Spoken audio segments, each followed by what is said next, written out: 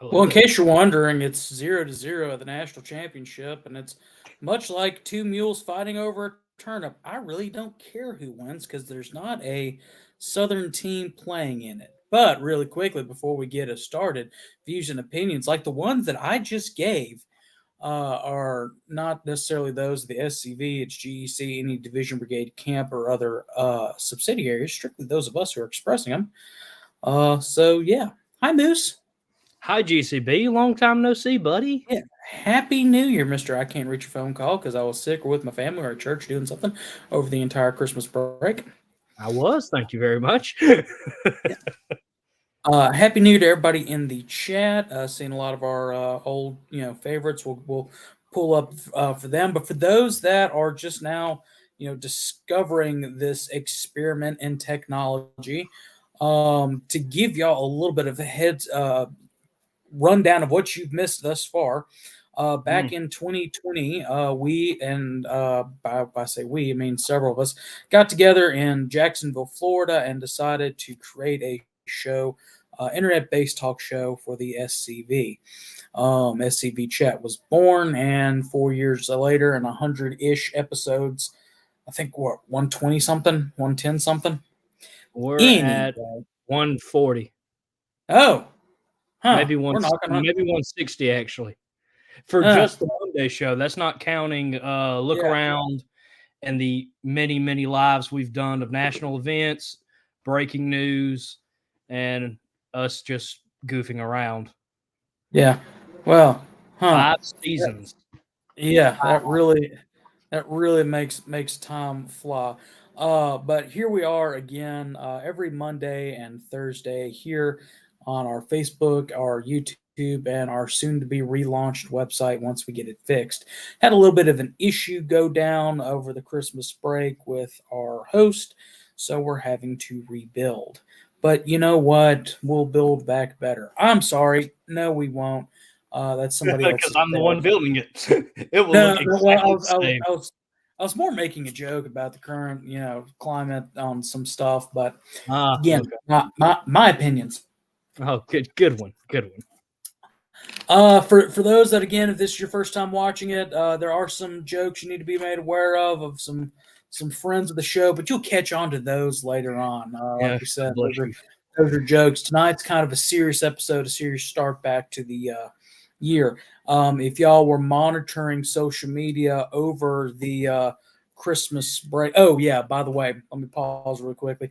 For those that did not pick it up, fun fact: I used to dip snuff, and I say used to. I've successfully quit. I haven't had a dip of snuff since December 19th. And while that's only a couple weeks ago, I feel like it's been a lifetime, and I think I've kicked the bad habit. So, fun fact for you. Gabriel will be this Thursday, as we said. Tonight's kind of a more serious episode. So Gabriel will come this Thursday. Anyway, tonight is a more serious episode, as we were saying. If you were paying attention to either the Telegraph or to anything on social media, then you would have seen the stuff coming out about Arlington and the monument. So before we say anything that is going to anything else that's going to take away from it, here now the Commander-in-Chief of the Sons Confederate Veterans, Jason Boshers, and our Public Affairs Officer, Ed Phillips, Esquire, Attorney at Law. Y'all have at it. How are y'all gentlemen doing this afternoon? Or this evening? It's past afternoon. Right. It's evening.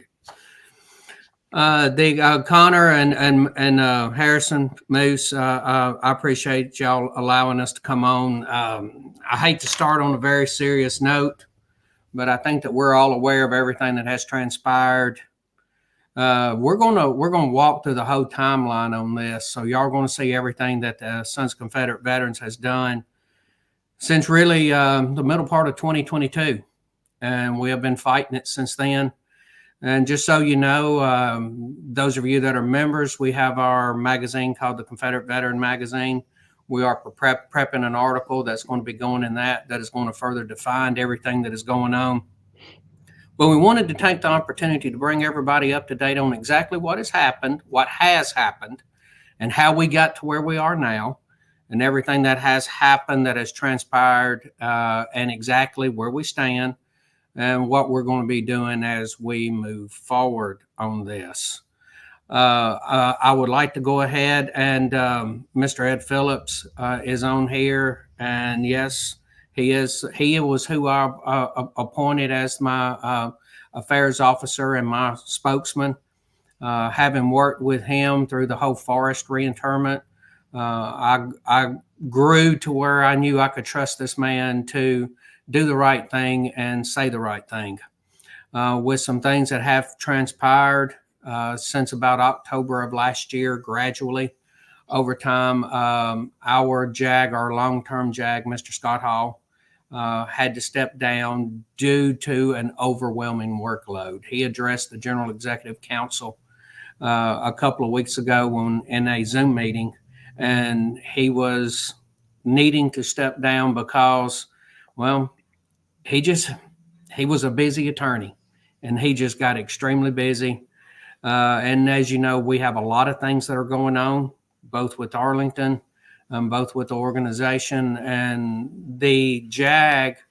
As Ed Phillips can tell you and Scott Hall can tell you, they are relied on heavily, and they are involved in everything. Almost every document that we send out goes through our JAG.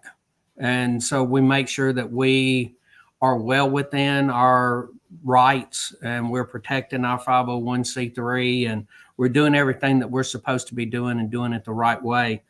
And because Scott Hall needed to step down because of his workload, the GEC approved Ed Phillips as our national JAG. And he has been our JAG since about the time Connor stopped dipping snuff, somewhere around December 19th. Way to go, Connor. I'm proud of you. And Mr. Phillips has done a good job since then. And as he can tell you, he has been very busy. He was the lead attorney on the Arlington lawsuit, and he has been involved in this since day one. Now, that's bringing you up to where we stand right now. I'm going to turn this over to Mr. Phillips, our JAG, national JAG, and he is going to bring us up to date, tell everybody where we started, how we got to where we were, and him and I'll go back and forth working all the time frames out on this. So y'all will see exactly what we have done, and we're keeping y'all informed of exactly what we're doing, exactly where we're staying. And Mr. Phillips, the floor is yours, sir. Yes, sir. First, let me thank you, Commander Boshers, and let me thank everyone who's online with SCV Chat tonight, and also, of course, Connor and Harrison, because, well, without them, where would we be? Yes, I was Lieutenant Commander in Chief when they brought that to me. I had just gotten elected, and it was that Saturday night after I'd got elected on that Saturday, and I'd just gotten sworn in as LT, and we were gathering and talking, and they come to me with this idea of SCV Chat, and it has blossomed into one of the best ways to get information out immediately. And that's what we have done with it a great deal. And it has, they came to me with it, and it was a great idea, and they have done a fantastic job with it. So much so that it has sprouted and other programs have grown off of it. So Mr. Phillips, just continue on. Well, what I want to let the membership know and the people who are viewing is this timeline. And this has been one heck of a fight. And I will tell you, it doesn't stop with the Reconciliation Memorial, because just recently, in the past couple of days, National Park Service has released information stating that they're pulling down the 2 monuments to William Penn in Philadelphia because of his past and his relation to, quote unquote, America's original sin. And this is where we are. This is why we're fighting, and this is the mess that this nation's in. That's not a political statement. That's a statement of opinion, just observing and watching what's going on, and the destruction, outright destruction and removal of history. So in terms of Arlington, and in terms of how the SCV has approached it, it's been 3 lines of attack. if you will. The first line of attack really started, coming into fruition once the National Defense Authorization Act of 2021 was passed, and they made it clear that, or Congress made it clear through Nancy Pelosi that they were going after all things Confederate within the Department of Defense and all their assets, which meant bases, artwork, memorials, etc. So that commission they established under the act, the naming commission, so they released their first report to Congress in May of 2022. And it was during the summer, I believe, in Clarksville. No, not Clarksville. The reunion that I missed because I was out of the country, and I apologize. But it's in the summer. You're talking the National in Cartersville, Georgia? Yes, Cartersville. That's it. Mm-hmm. Why did I say Clarksville? I've got Tennessee in my head. There Sorry, you go. everyone from Georgia. I apologize. But when you look at that discussion that National had, they were already starting to talk about the naming commission, what was going on. And so 3 reports were released, the final being September 20th, which was volume 3. And that's the one that deals specifically with Arlington. And if you have ever read it or want to read it, just let me know because I can get it to you. But on page 16 of that document, they talk about the history of what we all know to be the Reconciliation Memorial. And they provide the Department of Defense, Department of the Army, and Arlington National Cemetery various options as to how to deal with it. And they told you on the front end that in dealing with it, they could not find a way to keep it in place because it's just so harmful, right? That's their opinion. It's harmful. And they said there's no way to contextualize it, even though ANC had done just that. And with contextualization, I really think that that's sort of a, I don't want to use the term fraud, but it's the government telling you what to think about something, which is really something if free people don't want to have happen, right? Because why do you want someone to tell you what this thing means? You should be able, with your own intelligence and your own viewpoint, determine what an object means to you. And I just personally despise anyone telling me what to think, as did many of our ancestors in 1860. So where this puts us is we knew litigation was going to happen. And so the plan that we had after putting the legal team together, there are 3 of us, another attorney out in Virginia who's a member of the Virginia division, and then a paralegal in North Carolina who's been my paralegal on quite a few things that I've been working on between North Carolina and in Virginia. And he's been really good with what he's done. So we thought the only place to file our lawsuit was the Northern District of Virginia in federal court, which is located in Alexandria. And we thought that for many reasons that was proper venue. But before we get out of the box, and I was always concerned about the clock and trying to run it down, use it to our advantage. So the folks at another organization decided to file about 3 weeks before we did. And they filed in Washington, D.C. in federal district court there. And what that did for us was it gave the ability for Department of Defense through Department of Justice, their attorneys, to come in and file for a transfer. And we went to D.C. kicking and screaming. We fought it as hard as we could. The judge didn't want to really hear it from us. And, we wound up in Washington. At the same time, a motion to dismiss had been filed. And by the time it had been transferred to D.C., neither myself or my co-counsel realized that since we weren't barred in D.C. federal court, we'd have to get barred or find someone else to do it. And you have to know someone for at least a year who's a member of the D.C. bar, whereas In any other federal court, it's not that way. But DC doesn't have their own quote unquote state courts because they're not a state. So I get that on some level, but in other levels, it really kind of, hindered our ability to react quickly. We finally resolved that issue and got it done. And that was thanks to one attorney who finally, we hit the year mark and she was willing to sign off of my admission to the bar in DC.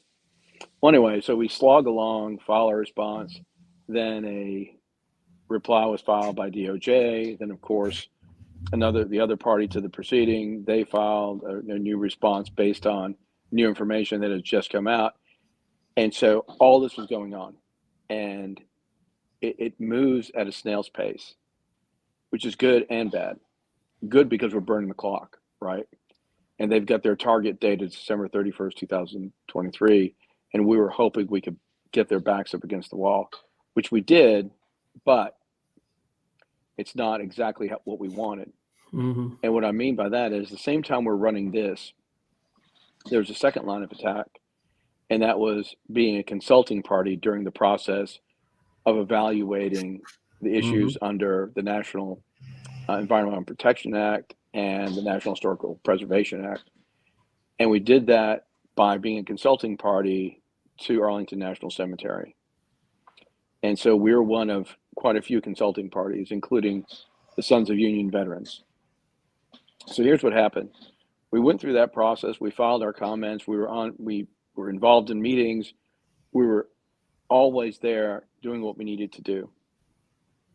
And we were prepared, and we were fighting it on that side because we were hoping that ANC would have potentially recommended not removing the memorial. So that did not come to pass because this is about a perspective. It's about a perspective that's being pushed as an agenda because that seems to be what people think they want. I'll leave it at that. So I really don't want to get into the politics at all because we're a 501c3 and that's not where I need to be. But what I will tell you is that in the last set of comments, the Sons of Union Veterans said to the folks at Arlington and the Department of Justice that, well, I take the back, Department of Defense, Department of the Army, that look, you can't come in and, move this monument, number one, but if you do, don't give it to the Commonwealth of Virginia because Governor Youngkin had voiced his opinion that, well, we don't want it to be moved, but if you move it, it needs to stay in Virginia. Well, here's a problem with that. One is this is Governor Youngkin's last year in office. He has a 4-year term, and under the Constitution of Virginia, you can only serve that first 4-year term. You have to sit out for 4 more years, and then you can seek re-election, which is rather odd, but I do understand the rationale for it. So the problem is this past election, off-year election in Virginia in 23, turnout was not great. And so the Virginia legislature, control is in one party that does not favor monuments. And so what happened is similar to what happened in 2019. In 2019, when they got in 20, they came in looking for revenge and they cut apart the Monument Protection Act.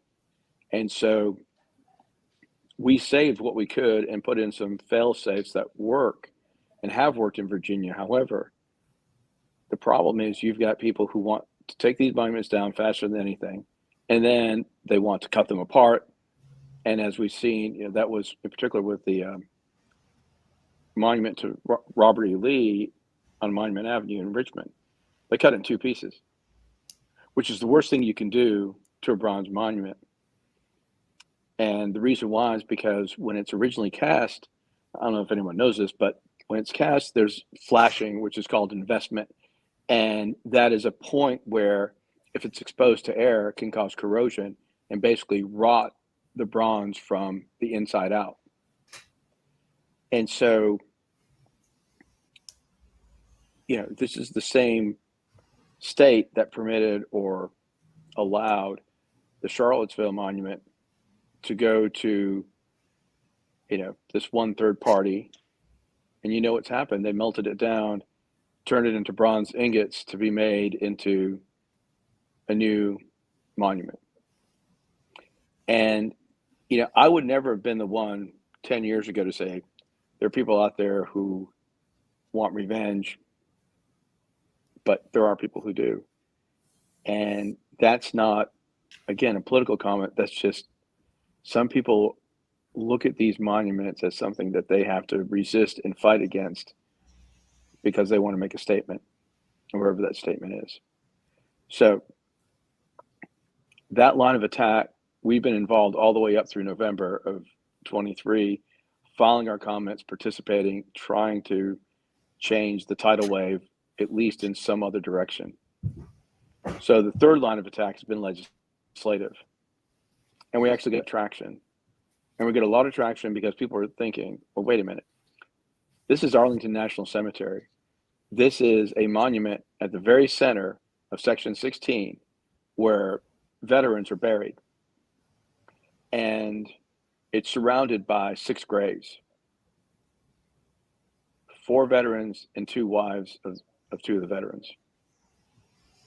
And the spacing between the base of the monument and the graves, with the one for the artist, Moses Ezekiel, is only 2 feet away from his footstone, right? And the other ones are 3 feet away. Now, the Army classified this as a memorial near the fallen of a war, right? Instead of at the fallen. So monuments at the fallen, for example, the Challenger Monument, Pentagon Monument from September 11th, the unknown soldiers of the Civil War, right? Civil War unknowns. Mm-hmm. So those are monuments at the fallen. But the problem is, when you look at the monuments that are near the fallen, for example, the mast of the USS Maine is 30 feet away from the first grave. The Argonne Cross for the First World War is 20 feet away from the first grave. And what we understand is that Moses Ezekiel's grave is right up against that base, or pretty darn close to it. Mm-hmm. So that's a problem, and I think it was misclassified, and we brought that out in our version of the complaint. And when you look at that and how all this unfolded, it's really frustrating because so many people throughout the SCV put so much effort in this. And one person in particular is J.C. Hanna. He's mm-hmm. the chair of our genealogy committee. And what he and the members of that committee did was to take all 482 names of Confederate veterans buried in Section 16 in Arlington and basically go from their birth and worked it out to where they followed their lines to give us living members of the SCV who represent those men, who are descendants of those men. And out of the 482, we have 67 men who are members of the SCV that descend from these veterans. Now, in the greater population, that number is much higher. But in terms of those who are in the SCV and aware of their heritage and aware of their lineage are the ones who are the ones we needed, because we need to have standing, right? Mm-hmm. The standing is a theory under the law that in order to bring a complaint and say something is wrong, you have to be able to say, first of all, there's an injury in fact, that I'm being injured, and that I have an interest in that injury and rectifying the injury through the courts. And so our interest was because we represent veterans of Confederate soldiers and officers, and in particular, we represent these members who are descended from the veterans in Section 16, and their ancestors' graves are going to be directly impacted. Mm-hmm. Because at this point, what you're doing is when you remove that memorial, you're taking everything down, leaving this granite base, and saying there's a gaping hole. And what you're saying is to everybody, Section 16 is forever dishonored because of who these men are. They will never have honor like anyone else in Arlington National Cemetery. Mm-hmm. And so that's what we've done, and we've been fighting this. And when I look at the political side, there were a number of congressmen who were really angry. Mm-hmm. And the Clyde Amendment was being pushed through on the newest funding bill, but we were running against the clock. And so the Clyde Amendment would have prevented it from coming down. And it made it through the House, and it was passed. You know, the vote worked in our favor. Mm-hmm.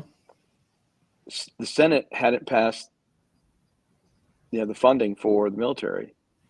They did a stopgap measure, but they didn't pass, you know, the funding bill, right? So then what happens is, during that time, we're all fighting in court. And then our case in D.C. gets dismissed on December 12th. You know, the night before, which was Sunday, December 11th, you know, I filed, I take that back. December 12th is Wednesday. That's when it was dismissed. So then we're trying to file a motion for a stay, but then timing is everything. And I kept thinking, do I file it this week, or do I wait a little bit longer and pull the trigger to get the armies back up against the wall? So we decided to pull the trigger on Sunday. So instead of filing it on Friday, I filed it on Sunday. And at the same time, the other plaintiffs went ahead and filed a brand new lawsuit in Virginia, where we started originally. And the reason I wanted Virginia was because if we had to go and appeal, we'd go and appeal to the Fourth Circuit in Richmond versus the DC Court of Appeals in Washington. So I had a strategy behind it. And, you know, this component with the legislature, think about what we did. You know, we sent over 7,200 emails through One Click Politics, but we also sent in other emails, handwritten letters, typed letters through the mail, as did the UDC. And that great push is what got Congress to pay attention to it. Because at that point they realized, well, this is not just 200 people talking about it. It's thousands of people, and they're not happy. And maybe we should really look at it because this doesn't seem right. And once, you know, you start talking about a cemetery, once you start talking about Arlington, a lot of people are starting to rethink what was being done.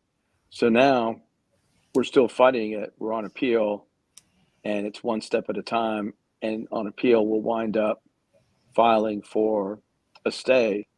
So that's coming. But I can't tell you when, and there's too much going on in terms of strategy. So that's the whole thing in a nutshell. The three avenues of attack, why we did what we did, and what's still ongoing. And the big thing is that at the end of the day, what we're doing now is we're trying to buy time, not only to preserve the monument and not have it disposed during the pendency of the appeal, but also buy time for other people to act and act on behalf of all Americans. So that wraps it up. Commander? Well, and I thank you for going into that detail. First thing I want to do is I want to take the time to thank J.C. Hanna. I can't imagine what when you and I talked about this strategy of getting descendants of these men that are buried there. Now, when you do your genealogy nowadays, you start with the living and you work back. Right. And here we are starting with the dead and working forward. And I was thinking, how in the world am I going to be able to ask J.C. Hanna to do this? So I called him. You know, you and I had a long conversation about it and said, this is what we've got to do. This is another area to attack. And that was one thing that you and I discussed from the very beginning, is we can't come at this with one thing, with one way. This can't be Franklin in a full frontal straight of charge. We have to have multi-fronts to make them fight on and make them have to deal with several issues. And so we had the discussion, and I contacted JC, and he caught on to it right away. I mean, it just, he spent 3 months. They spent 3 months, 482 people, and they pulled out 67 descendants of those men. And I want to take time to thank J.C. Hanna and everybody that worked with him on that. That was not an easy task. Just do the sheer math. 482 people over 90 days. That is doing some research, and that is spending time. And when they, and here's the great thing that made it very easy for Ed and myself was we were getting regular updates. About every week or two, we would get an email, and it's the name and the address and contact information. They were getting it all the way up to us and just getting us everything we needed. And they did a fantastic job.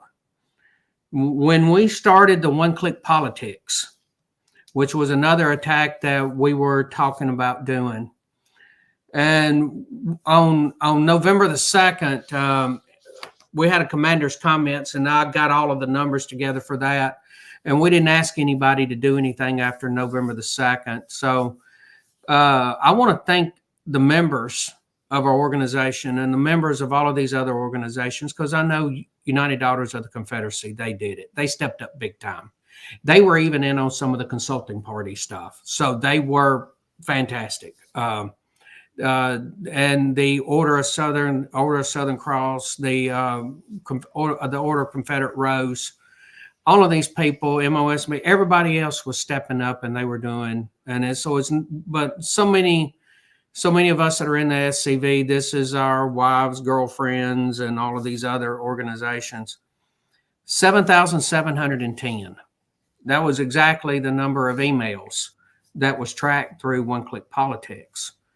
And when we were signing up and beginning to use One-Click Politics, they told us that for every email sent, that there was a general philosophy for every email sent, that was approximately 10 constituents that would feel exactly the same way as that person. So you do the math on that, 7,710.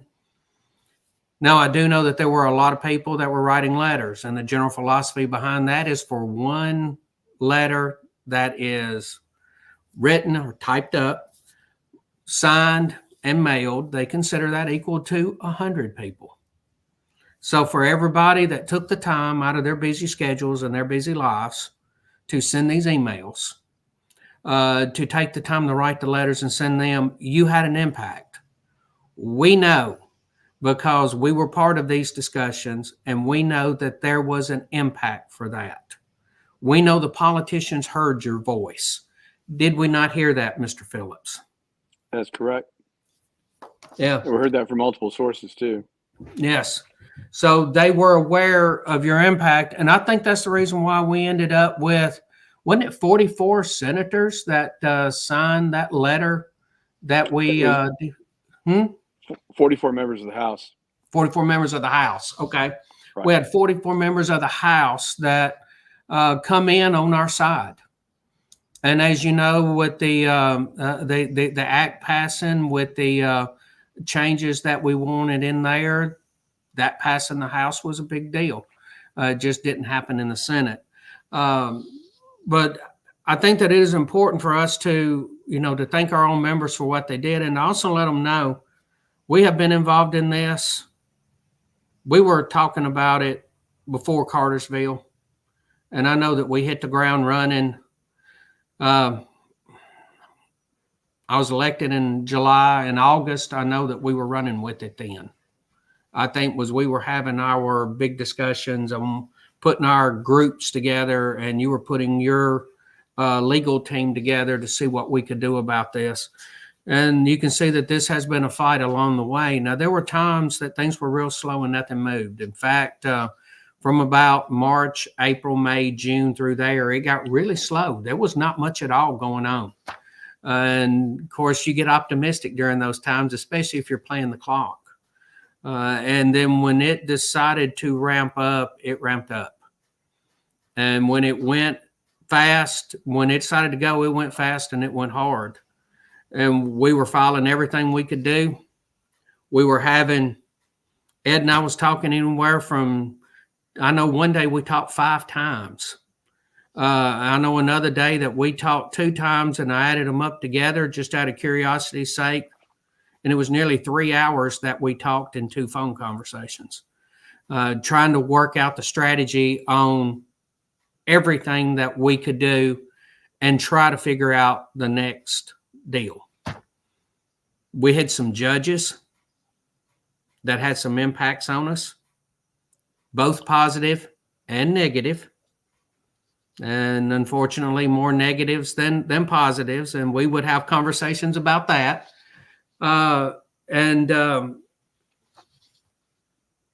It's not over.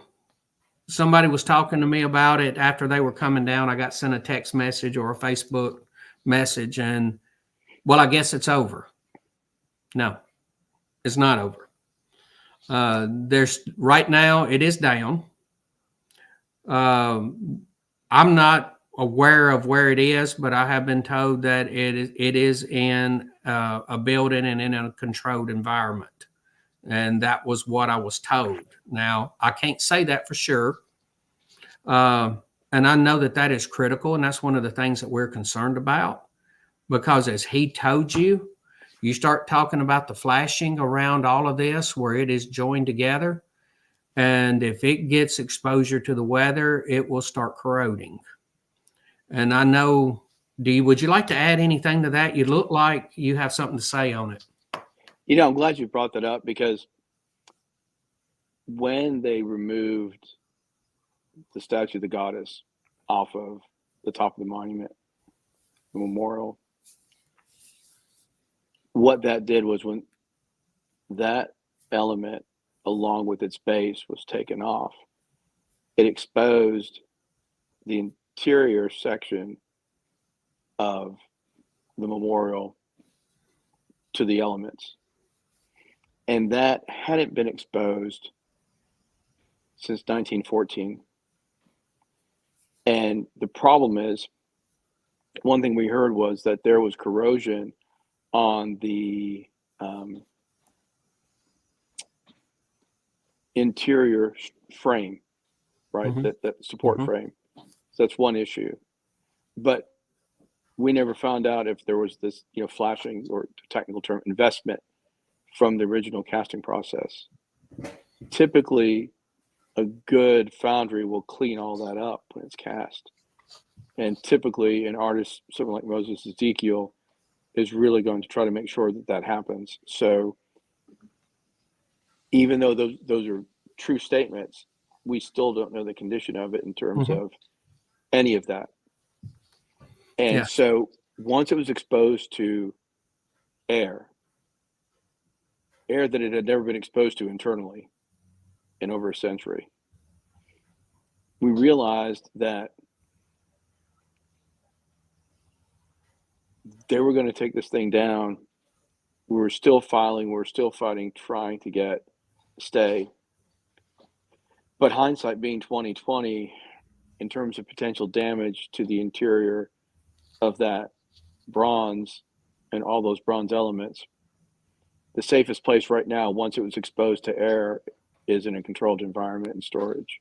Mm-hmm. And I hate saying that, but it's a true fact. I mean, any of y'all have ever worked on an old car? I mean, I'm a gearhead, so you come in, and once you expose a metal panel to the environment, you're going to get things on there that weren't on there since it was put together. It's corrosion, right? You're going to see rust. You're going to see those things, and that presents another problem in and of itself. So that's why you always have to really keep it in a controlled environment. And that's right now where it is. It's not where I want it to be. I don't like it. I detest it. Yeah. But it's safer than anywhere else right now, except being intact. Yeah. This is the second possible best condition. Intact and where it was is the most preferred. But we are where we are with this.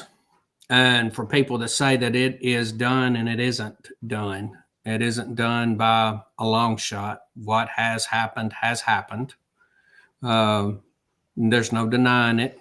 I've seen pictures of it. All of us have. They've been floating around social media. The thing is, you don't give up on this.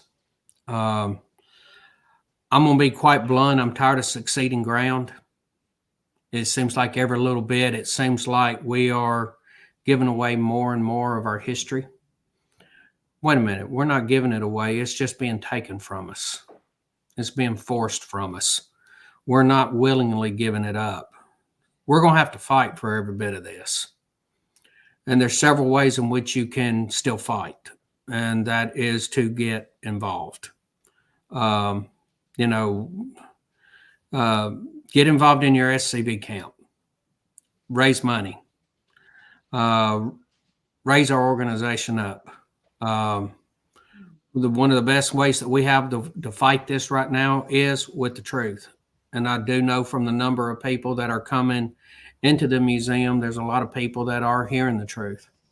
And a lot of people are asking questions about what is going on, what has happened with Arlington. And there's a lot of people that are genuinely upset about it. And they're genuinely angry about it. And they're not all Southerners. We have had people come into the museum that were not born in this country that ask, why do you destroy your history? Now, when you get asked that question, that is one of the few questions I have yet to be able to get an answer for. I can't think of an answer for that because I'm not the one doing it. And it seems like we're keeping, our ancestors fought so much. They gave so much. We cannot keep succeeding ground. We're going to have to keep making our stands. And this is a long way from being over. Mr. Phillips? Yeah, there were a couple things I want to talk about. And one of those is, ceding ground and having to fight, fight where the ground you're on. You got to keep pushing. You just can't stop. And I want to tell you, I got an email a couple of days ago. I haven't shared it with you, but I'm going to share it now. Okay. The folks from southeastern Virginia and coastline North Carolina, they've raised $10,000 specifically for Arlington. Yeah. And they sent it to National. I don't know if y'all have received it yet, but it's coming. And, those are people who know we have to fight this fight. They know it's a mess.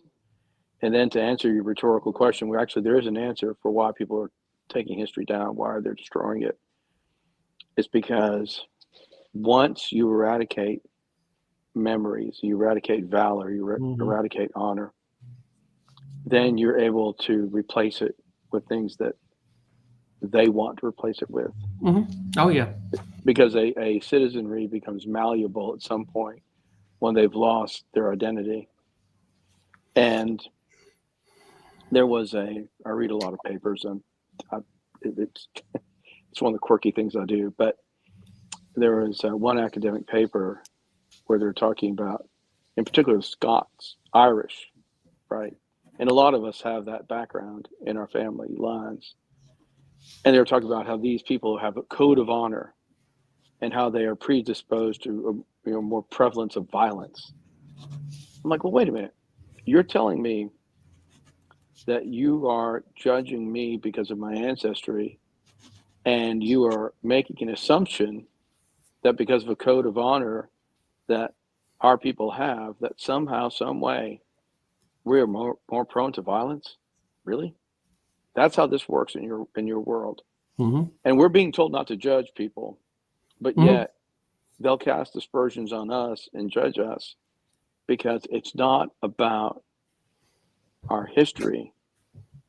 It's about their desire to put us in a place and extract revenge for a past they never experienced and a past we never put upon anyone.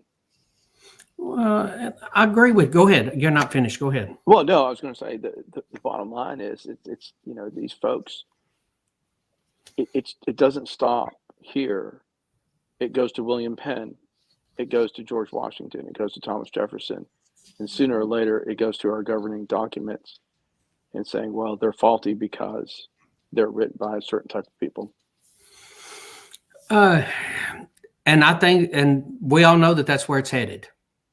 Where they're going to say, well, we know most of the founding documents were written by Virginians, and because they were Virginians, and we know how Virginia people, so we're going to have to do away with them. They're just going to lop everybody together in that whole group, but they themselves do not want to be lopped into any kind of group. They want their individuality while denying you yours.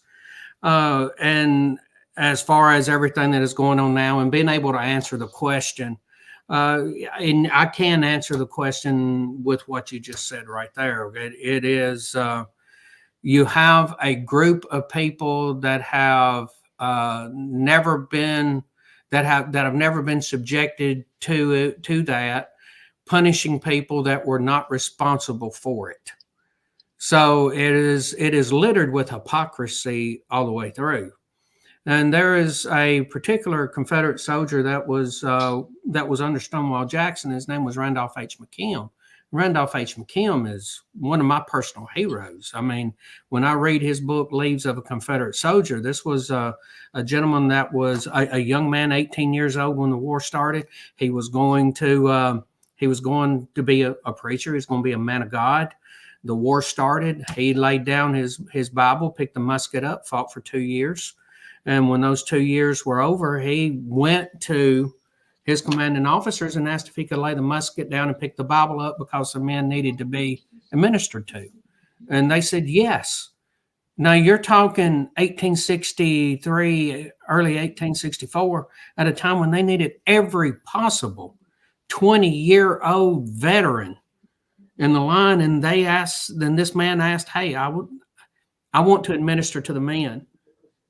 And how Christian were his officers when they said, yes, lay down your musket and go administer to the men.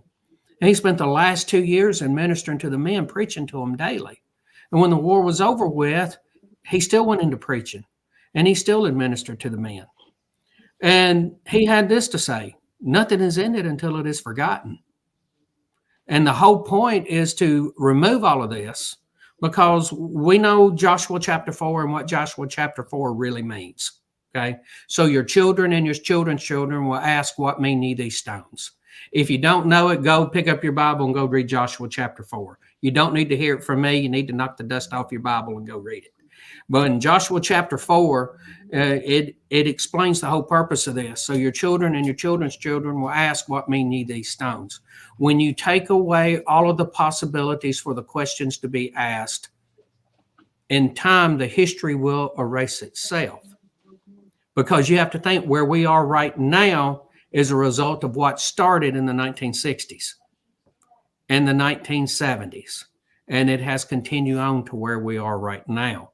You go back, and I saw Paul Gramlin in one of the posts earlier referred to the NAACP in their 1991 statement. And that's where we are now. The intent is not hidden. You have to be aware of it. And I've already quoted the Bible, so I'm going to quote the Bible a little bit more. It says something like 365 times in there. I just think it's kind of odd that it says be not afraid or don't be afraid as many times in the Bible as there are days in a year. But it says something like that 365 times to not be afraid.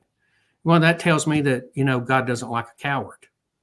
And, he's not going to, we all know from his word, he doesn't encourage you to pick a fight. But you also know from his word, he doesn't want you to run from a fight, especially a just fight.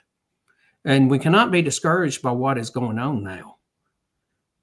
This is at a time when we lean on each other and we stop going at each other and we all stop our personal feuds and we realize where the real enemies are.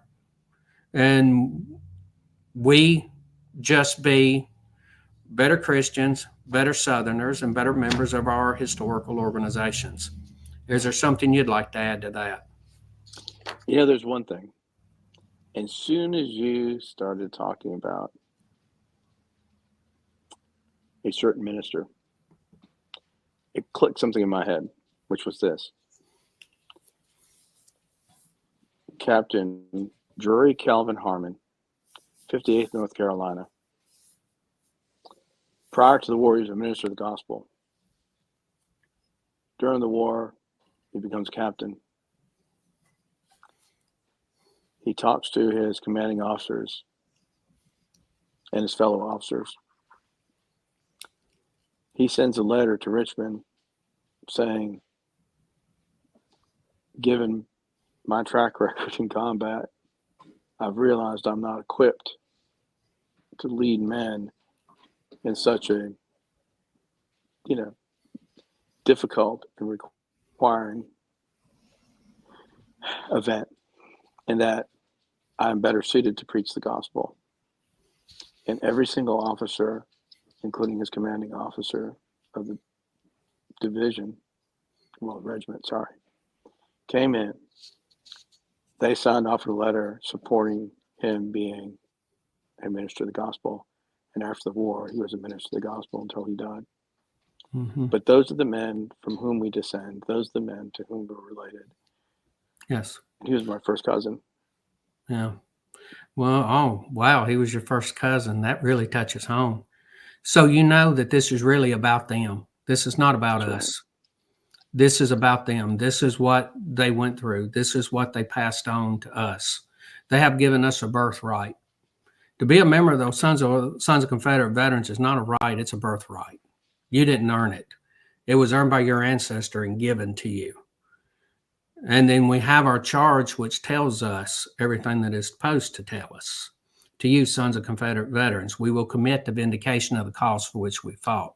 To your strength will be given the defense of the Confederate soldier's good name, the guardianship of his history, the emulation of his virtues, and the perpetuation of those principles which he loved and which you love also, and those ideas which made him glorious, which you also cherish.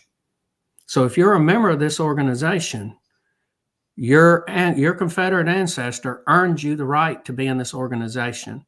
And the charge that has been passed from the United Confederate Veterans to us is exactly that.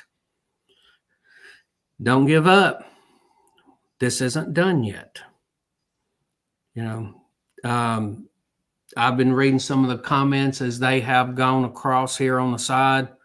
Carl Jones mentioned that I believe it said something to the fact that they have rewritten a lot of our documents already.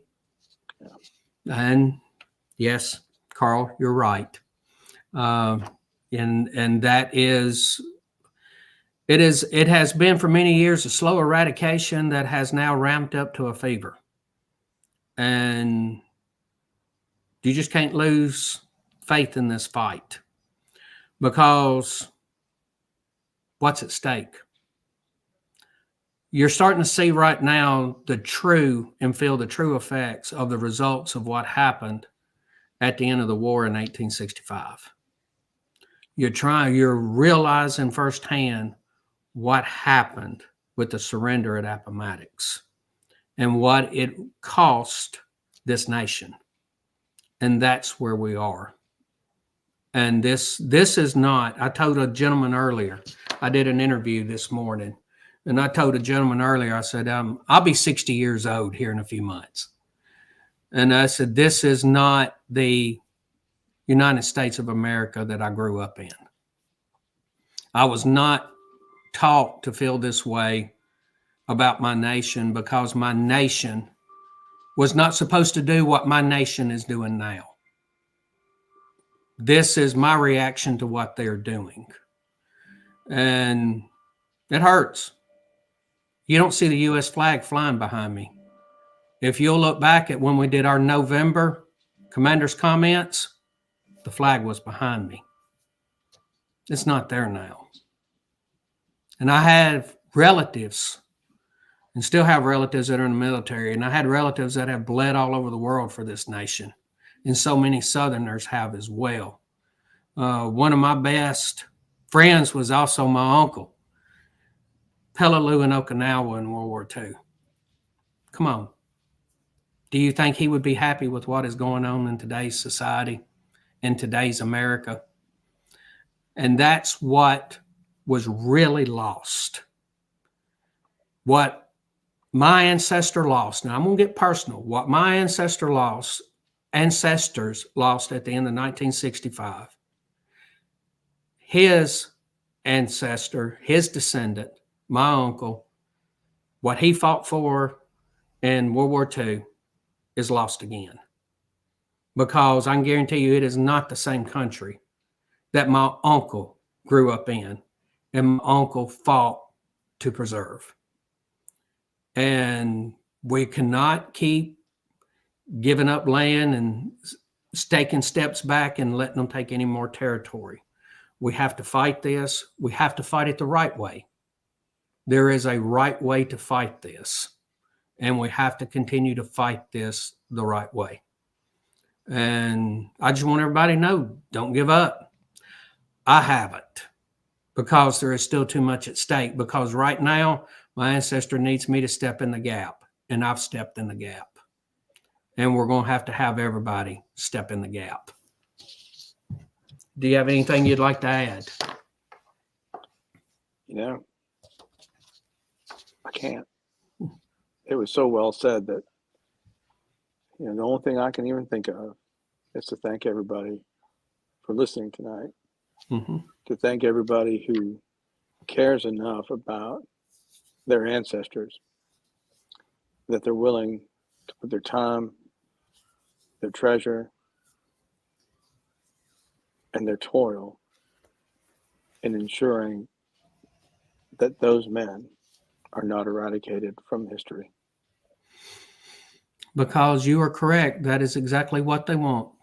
They want them eradicated, and they want us eradicated because we are descendants of them, and we still say their names, and they want all of that removed. Well, is there anything anybody would like to add? Anything you'd like to say? You're going to see in the Confederate Veteran magazine in detail everything. I've already contacted Frank Powell, our illustrious editor, and told him that we're going to be sending in a detailed article, and you're going to be able to see everything the Sons of Confederate Veterans has done. I know that it is, and I feel that it is so critical for y'all to know everything that we have done.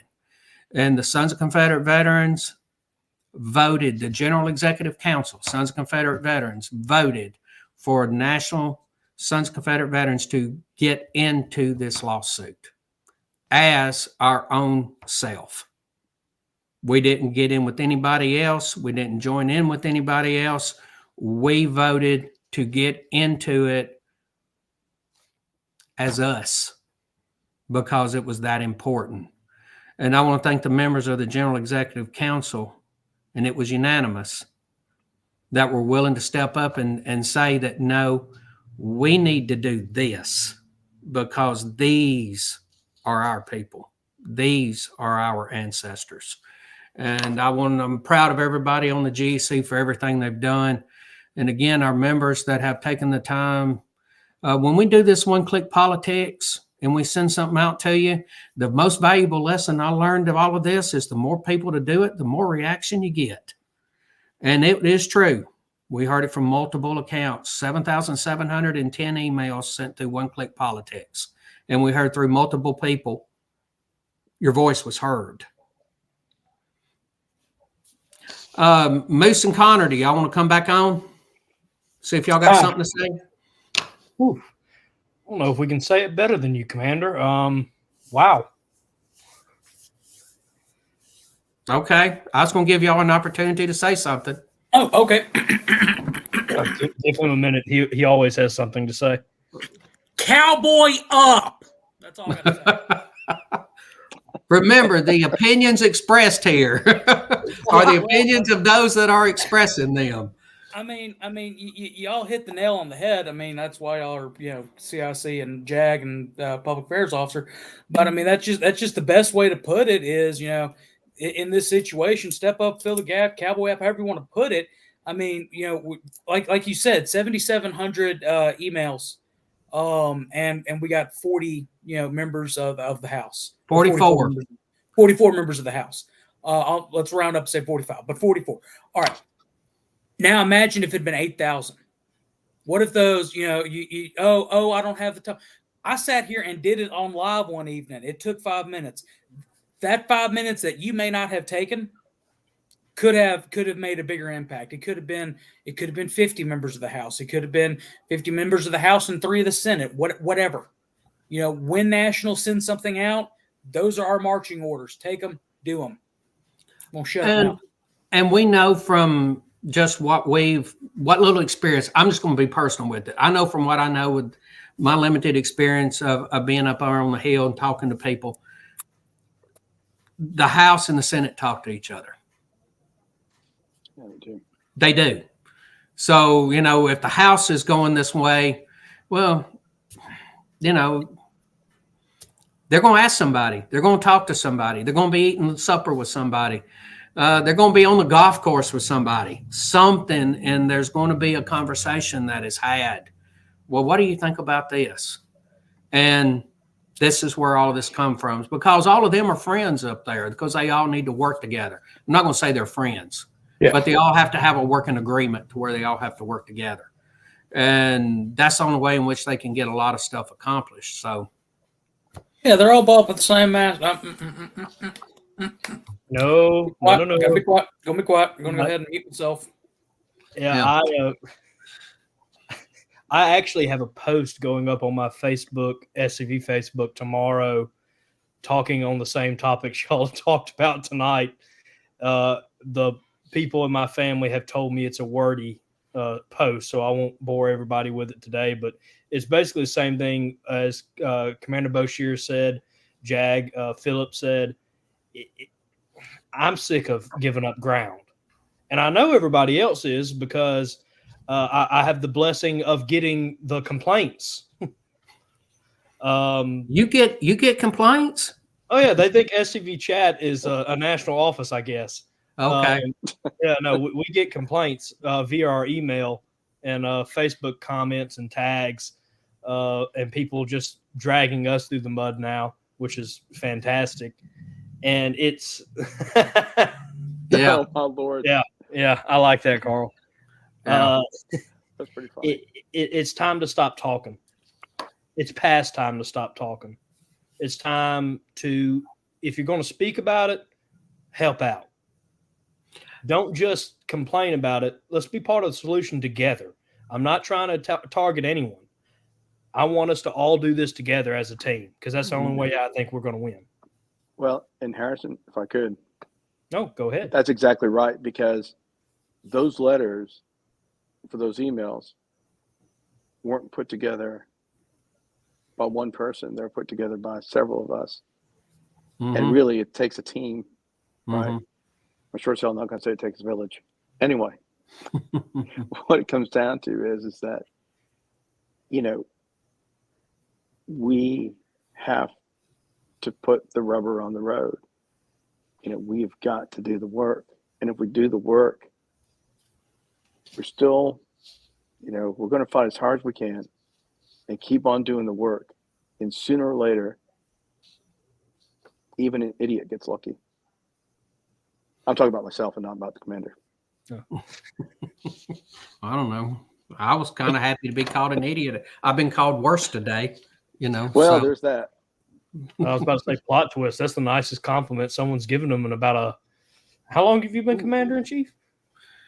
I think the way somebody told me, it's been about 1.5 years too long. That's why. I think that's the way some people feel toward it, but everybody is entitled to their opinion. And their views and opinions are not necessarily. Yeah, they sure are, and I'm not going to make it through the effort to change their opinion. They formed it. They've taken the time. Let them have it. And I want to thank y'all for what y'all have done. SCV chat, y'all bringing this, and y'all remember sitting down and talking to me about this in Jacksonville. And well, y'all do remember that, don't you? Yes. I don't think I would. No, I had to drive back to the Airbnb because somebody had to crash with me that evening, so I was sober. He was sober. I don't know if everybody in the conversation was sober. I'm not going to point fingers at anybody. Okay. I don't remember who it was exactly. Well, we're not going to get into that. That's not what we're talking about. But when y'all did bring this, the point of SCV chat was to get the information out there. And this is an opportunity to give everybody, we wanted everybody to know exactly what was going on and exactly what SCV National has done to fight this. I don't even know what to call it. Travesty is not even a serious enough word. And abomination, is the most serious word that I can come up with right now. And SCV chat has played a critical part in this because we have been on a numerous times talking about it. And I thank y'all for allowing us to come on tonight. I want to thank Ed Phillips for tolerating me during this whole process. I know I'm not the easiest person to talk to and get along with, and you have done an excellent job putting up with me. And I appreciate everything that you have done. Thank you. I don't deserve it, but thank you. All right, I think I can say this without really getting my foot too much in my mouth really quickly. Rusty, Frederick, who I've been messaging with on the sidelines, but they want us to compromise. No, they don't want us to compromise. They want to continue to subjugate us like they have for the past 160 years, reducing us to a second class group of citizens, removing our rights and everything that everybody else can have. They don't want compromise. Compromise is everybody gets something. No, they want us to be ground down into the dirt. Big difference. Second thing, my views and opinions. Guys, ask yourself, what have you done for your heritage today?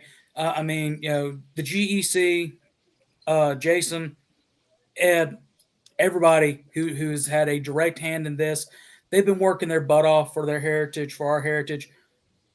Go look at yourself in the mirror, ask yourself what you've done lately, and that's it. Amen.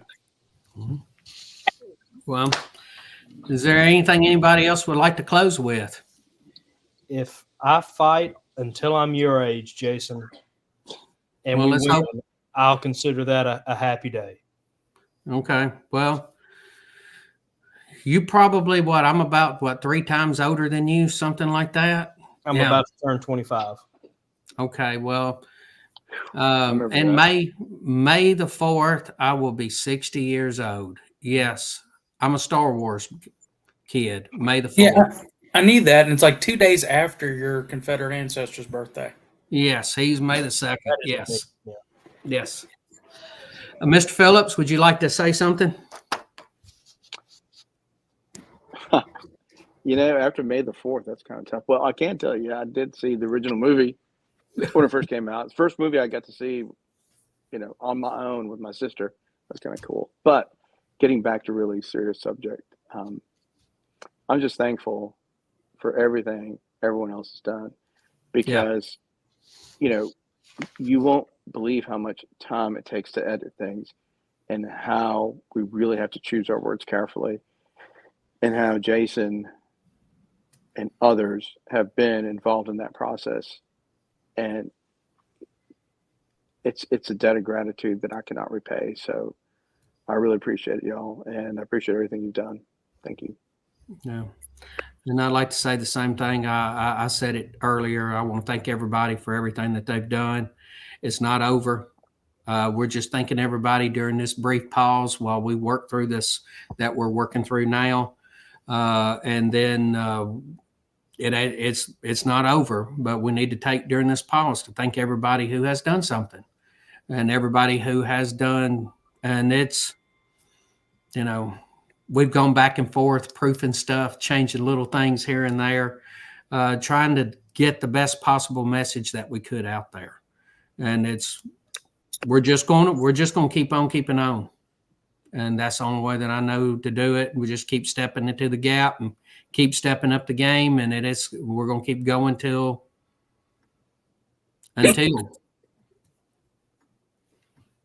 There is no end.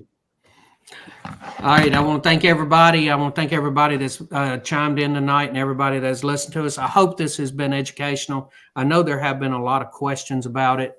And I hope that this has answered some of those questions. And you will just know by this that it is not done. As you know, right now, we are in the middle of, it's come down, but we're in the middle of still fighting to protect it. And thank everybody. Thank you, Commander. Thank you, Jack. Take care. Yeah. Good night. Good night, everybody. Good night, everybody. Good night, John Boy. I couldn't help it.